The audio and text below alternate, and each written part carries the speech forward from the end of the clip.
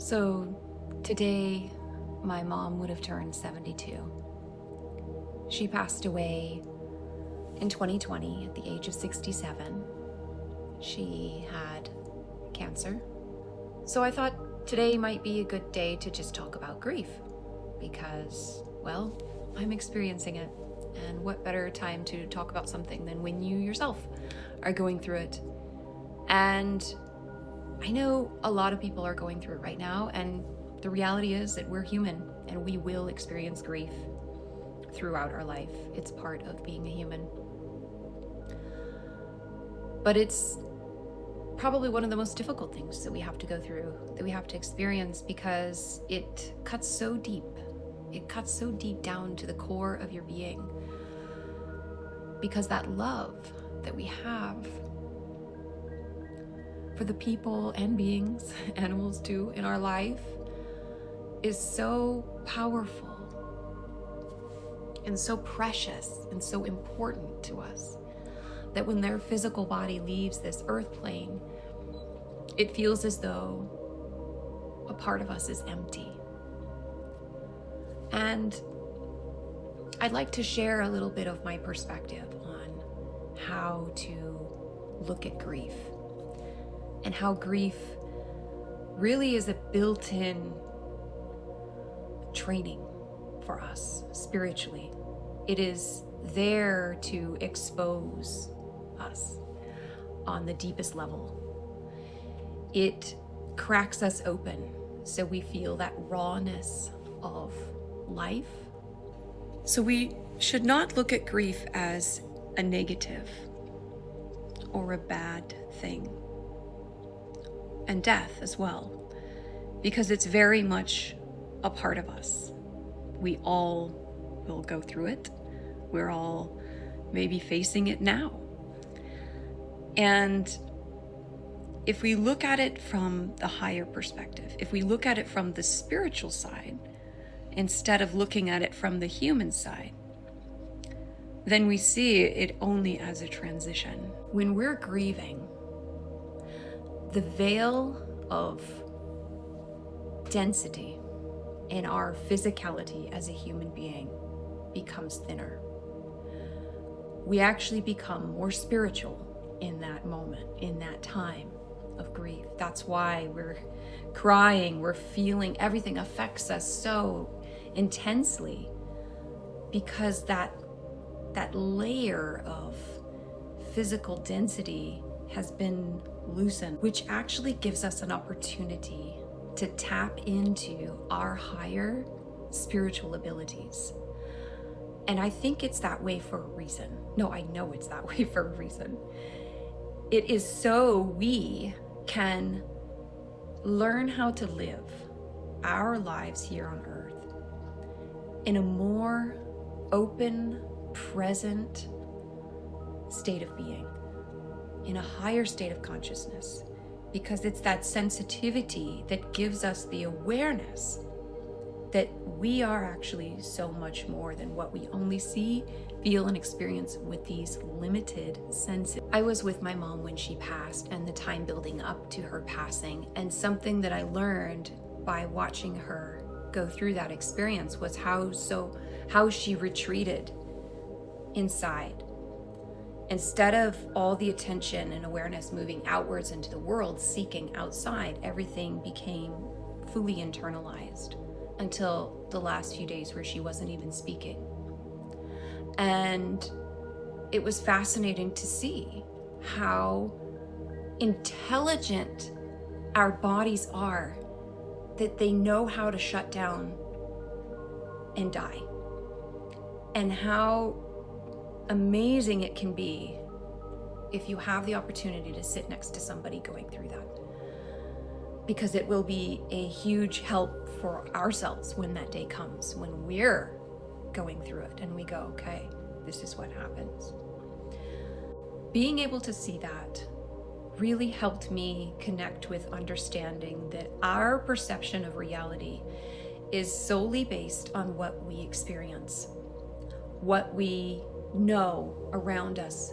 Everything that we've taken in and absorbed becomes the standard of knowing, the categorization in our brains of familiarity and life and existence. But that is just the tip of the iceberg. Because if you think about us as a multi-dimensional being that exists on more than just one plane, then you will see that this physical reality in which we're in is the most physical expression of it. If we see things as a spectrum, we have the most densest aspect of ourselves being this physical form made of all these elements. And then if we go to the other end of that spectrum, where we are broken down to the most minutest level of dissection, moving into energy, into consciousness, into awareness, and then that's where our brains stop. Right there. It stops perceiving. It goes, no, I can't really go any further than that. That doesn't mean that there isn't something further than that.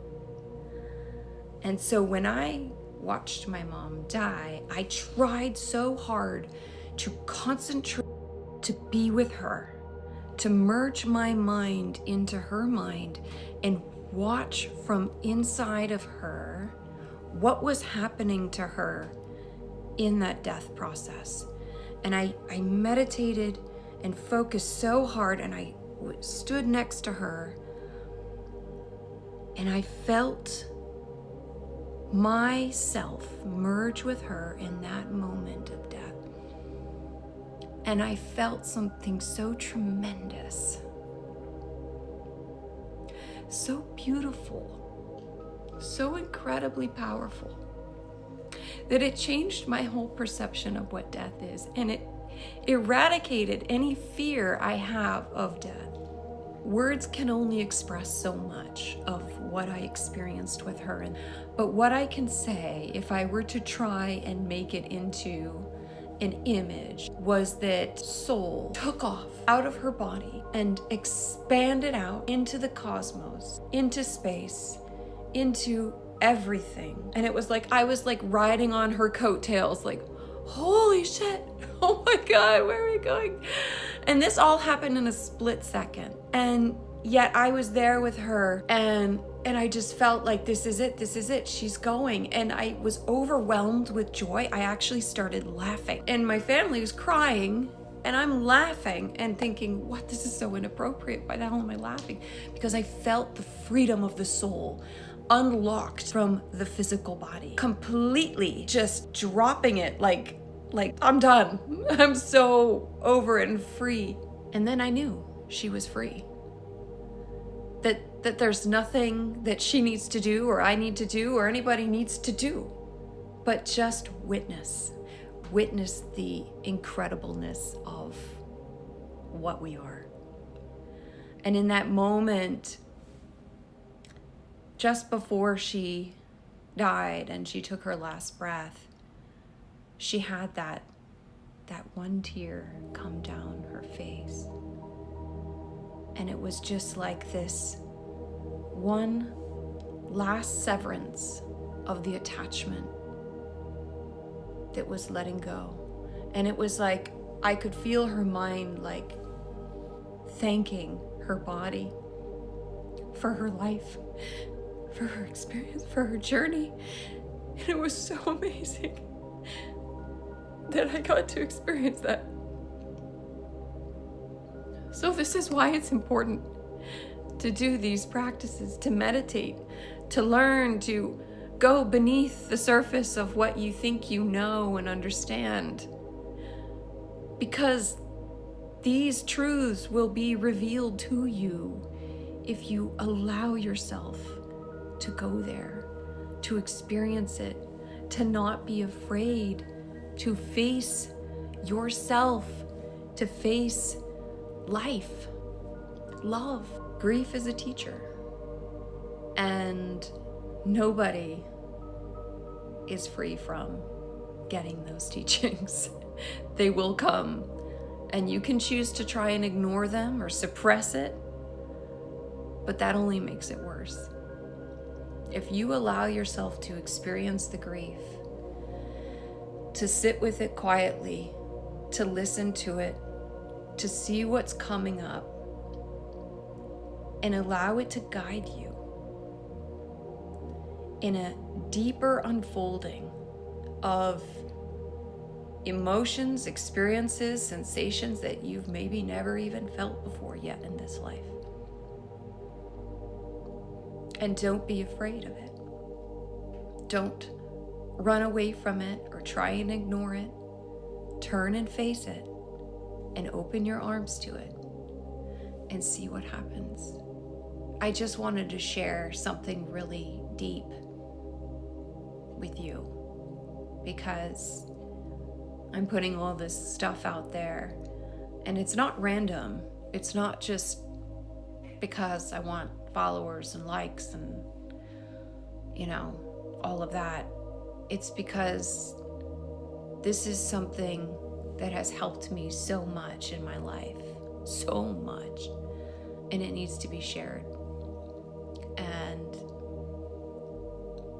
I hope that you find something useful out of it for yourself. One more thing I want to say about grief is that when someone passes, we think that they are entirely gone because we can't see them, we can't touch them, we can't hold them. But the truth is, they were never just a body, right?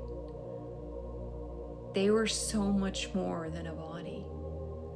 They were a soul, a character, a personality, so much more. And that doesn't go away. That soul self, that awareness just shifts and transitions to another dimension that we ourselves, being trapped in this physical form, are not fully attuned to or taught to be attuned to. But yet, when we refine our spiritual faculties, our higher abilities, we can sense them. We can absolutely communicate with them. And we can find a lot of peace with grief when we open ourselves up to receive those deeper abilities. So I wanted to share this with you today because it's at the surface, and I felt like, there's so many people going through this every day, and there's something about knowing that you're not alone, that there's other people also going through this experience. You're going to become such a bigger person than you were from this experience. And you know it. Just trust it. Don't be afraid of it. Know that this is the way forward for you, and that your loved one isn't completely gone. They're just not in a physical body anymore, but their presence, their love is still very much with you, and you can tap into that anytime you want. You can feel that presence. And so this is why I try and share these exercises with you guys and to teach you these things, is so that you have the ability, when life calls with these more difficult things, you have the ability to utilize these skills, these tools, to experience life from a much deeper place than what we normally do on the day-to-day, monotonous experience.